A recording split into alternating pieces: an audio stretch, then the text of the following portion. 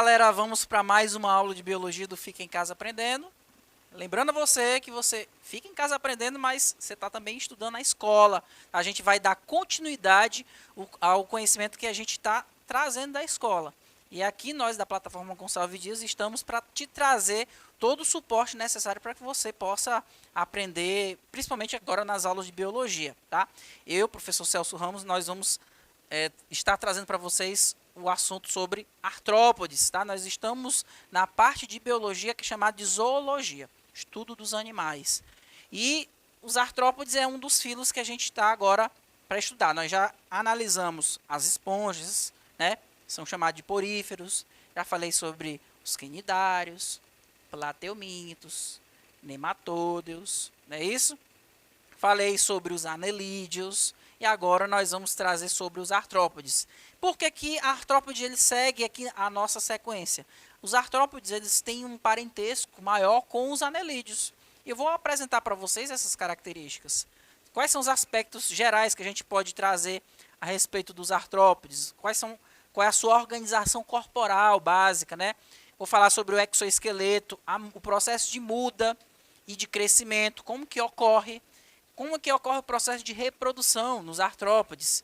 Eu vou falar sobre o desenvolvimento e a fisiologia, os aspectos muito importantes que são estudados em questões, tá, pessoal?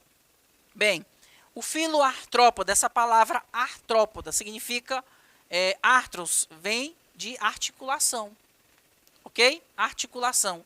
E essa terminação podos quer dizer pé ou perna, ou seja, são animais com pés articulados. Esses pés articulados trazem uma maior mobilidade a esses animais, tá?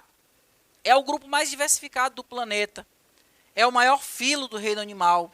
Nós vamos encontrar aqui, pessoal, mais de 70% de todas as espécies do mundo está aqui dentro desse filo, tá?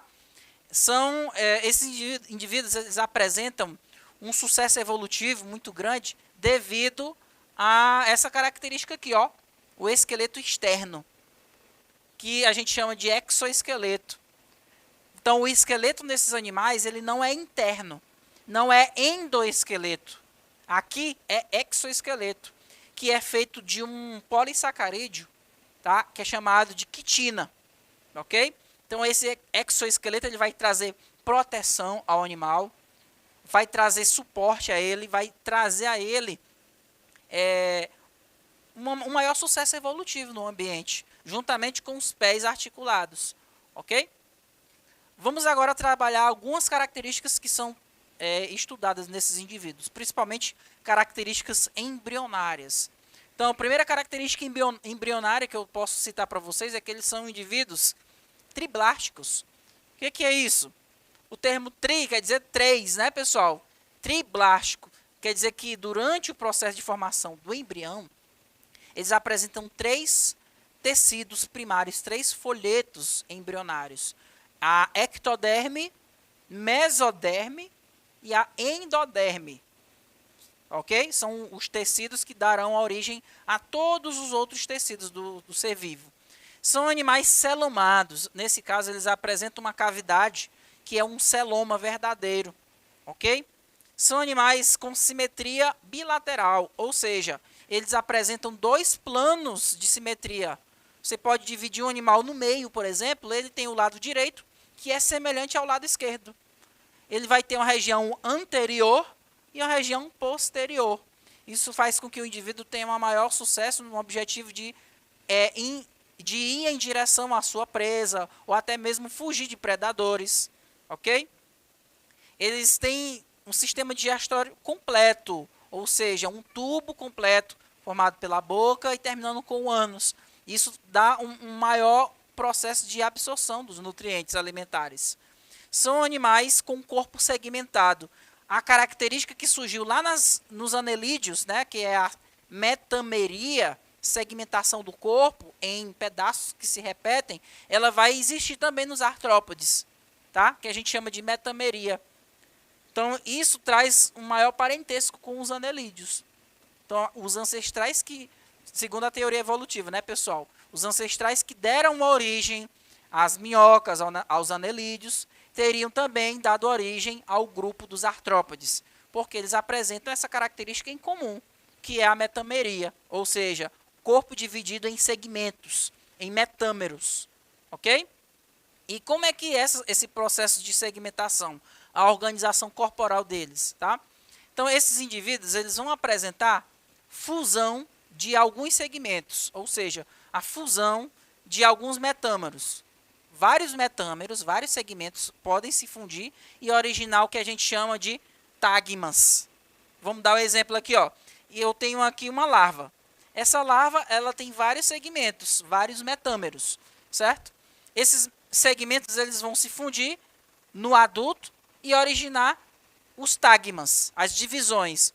Por exemplo, os segmentos anteriores aqui, né, os primeiros 5 metâmeros, os primeiros 5 segmentos vão dar origem ao tagma cabeça. A cabeça é um tagma, ok? Esses segmentos aqui intermediários, né, quando ocorre a fusão dos 3 metâmeros intermediários, ele vai dar origem ao tagma tórax. Então, eu tenho aqui o tórax. E os últimos segmentos vão se fundir para formar o tagma abdômen. Então, eu tenho o exemplo dos artrópodes insetos, que tem 3 tagmas, né? A cabeça, o tórax e o abdômen, ok? Alguns exemplos de animais que têm esses tagmas, né? No caso dos insetos, eles têm cabeça, tórax e abdômen. No caso dos aracnídeos, né, eu tenho a cabeça e o tórax, eles se fundem em um único tagma, formando o que a gente chama de cefalotórax. Cefalotórax é como se fosse a cabeça e o tórax sendo a mesma coisa, tá? Ela vai ter o cefalotórax e o abdômen, tá? No caso dos crustáceos, eu tenho o cefalotórax e o abdômen também. No caso aqui dos quilópodes e dos diplópodes, o que são indivíduos quilópodes e diplópodes, né? Eles são chamados de animais miriápodes. Miriápodes. Esse termo miriápode, miri quer dizer de mil, muitas pernas, milhares de pernas. São animais que têm um corpo longo e uma cabeça e um corpo bem alongado, tá? Que é o chamado tronco. Então, no caso dos quilópodes, ele tem um tronco formado por vários segmentos e em cada segmento eu tenho apenas um par de patas. Os diplópodes, eu tenho a cabeça, um tronco longo, que é formado por vários segmentos, só que em cada segmento eu tenho 2 pares de patas, tá certo? Uma outra marca registrada dos artrópodes são os apêndices articulados, né? O que é apêndice, pessoal? É qualquer prolongamento que não faz parte do tronco principal. Pode ser os pés, as patinhas, né? Pode ser, por exemplo, as mandíbulas, as antenas. Essas estruturas são chamadas de apêndices. Então, eu tenho vários tipos de apêndices, né? Tenho desde as pernas ou as patas, né? Eu posso ter pinças, como, por exemplo, é o caso dos caranguejos, que têm pinças, né? Os escorpiões também. Eu posso ter mandíbulas, que servem para mastigar. Então, são estruturas, esses apêndices que são importantes para a evolução desses animais, ok? Uma outra informação importante para classificar esses indivíduos tem a ver com a quantidade de patas, tá? A quantidade de patas presente em um artrópode, ela vai definir, por exemplo, qual grupo ele pertence. Vou dar exemplo aqui para vocês, ó, no caso dos aracnídeos, né? Aranhas, escorpiões, eles têm, nesse caso, pessoal, 8 patas, ok? No caso, então eles são chamados de octópodes, ok? No caso dos insetos, eles têm 6 patas, 3 pares de patas, são chamados de hexápoda. Os indivíduos que são crustáceos têm cerca de 10 patas, são chamados de decápoda. Então, a quantidade de patas tem a ver também com a classificação do indivíduo. E aqui é o exemplo também no caso dos miriápodes, né? Esses aqui, ó, os quilópodes, em cada segmento do corpo dele, em cada metâmero, tem um par de patas. Os diplópodes, em cada anelzinho, em cada metâmero, ele tem 2 pares de patas. Tá? Exemplo de diplópode, piolho de cobra, certo? Exemplo de quilópode, lacraia, tá certo? Uma outra informação que a gente pode levar em consideração na hora de classificar um artrópode são as antenas, tá? Que são órgãos importantes, principalmente para a detecção do cheiro nesses indivíduos. Então, no caso dos aracnídeos, eles não têm antenas. Aranhas, escorpiões. Outro exemplo aqui, carrapato, que também é aracnídeo, eles não possuem antena. Tá? São artrópodes sem antena. No caso dos quilópodes e diplópodes, eles têm um par de antenas, tá? Os crustáceos... e os insetos, pessoal, os insetos também têm um par de antena. Os crustáceos, eles têm 2 pares de antenas. Então, quando a gente vai classificar um artrópode, a gente tem que levar em consideração a quantidade de antenas que eles apresentam, a quantidade de patas, ok? E se esse indivíduo ele tem um corpo dividido em cabeça, tórax e abdômen, ou se ele tem o corpo dividido em tórax, encefalotórax e abdômen, tá? Que são critérios de classificação de artrópode. A gente consegue definir se o indivíduo artrópode é um inseto, se ele é um crustáceo, ou se ele é um aracnídeo, por exemplo, ou se ele é um miriápode, tá? Então, são classificações que levam em consideração a esses critérios morfológicos, tá? Um outro critério morfológico de estudo dos artrópodes são os tipos de olhos encontrados. O estudo dos olhos também permite distinguir as diferentes classes de artrópodes. Existem 2 tipos de olhos nos artrópodes. Existem olhos simples e olhos compostos. O olho simples é um olho, como o próprio nome já diz, que é constituído por uma única unidade. Já o olho composto, pessoal, eu tenho o que a gente chama de várias unidades juntas. A gente chama cada unidade dessa de omatídeo. Então, por exemplo, uma abelha, ela tem um olho composto, constituído por vários omatídeos, tá certo? Os aracnídeos possuem apenas olhos simples, em número geralmente de 8 nas aranhas, tá? Os miriápodes, que são aqueles indivíduos artrópodes de corpo alongado, que tem várias perninhas, né? Podem ser cegos ou apresentar de um par a muitos olhos simples. Os insetos possuem 3 olhos simples. Nesse caso, esses olhos simples são chamados de ocelos, tá? E 2 olhos compostos, como mostra o desenho esquemático ao lado, que a gente vai já ver. Os crustáceos possuem apenas 2 olhos simples ou apenas olhos compostos, tá? Então, uma outra característica que a gente pode citar é o aparelho bucal que está presente. Ele é usado como critério de classificação.